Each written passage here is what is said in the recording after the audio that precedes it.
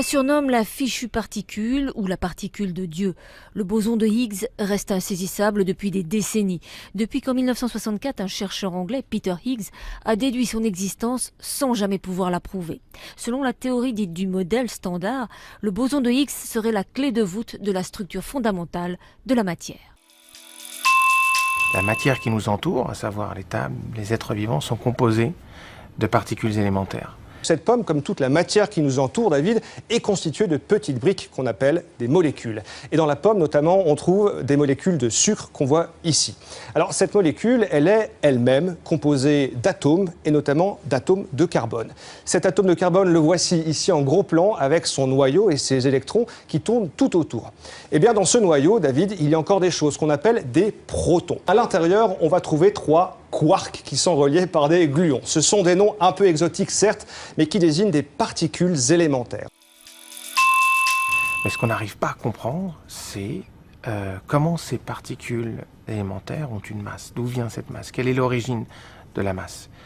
Et donc, M. Higgs, en collaboration avec M. Angler et M. Brout, ont formulé une explication possible à l'origine de cette masse, qui serait l'existence, en fait, d'un champ de Higgs, à travers lequel les particules se déplacent et acquièrent de la masse, en fait, de cette façon.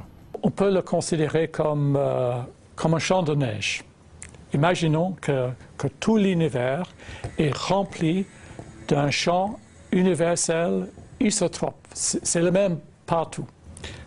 De quoi est fabriqué un champ de neige? Quelle est la particule fondamentale de la neige?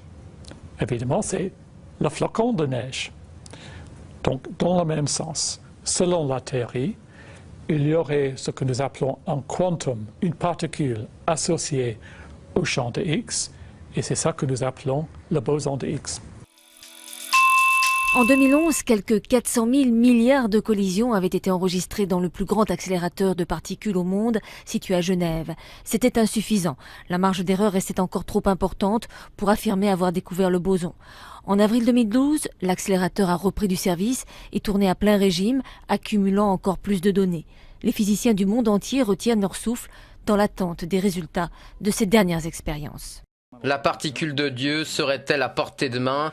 Le CERN a annoncé ce matin à Genève qu'avait été découverte une nouvelle particule subatomique qui pourrait être le boson de Higgs. La particule découverte ce matin est compatible avec la théorie du boson de Higgs. Le résultat est provisoire, mais il est solide selon le Conseil européen pour la recherche nucléaire.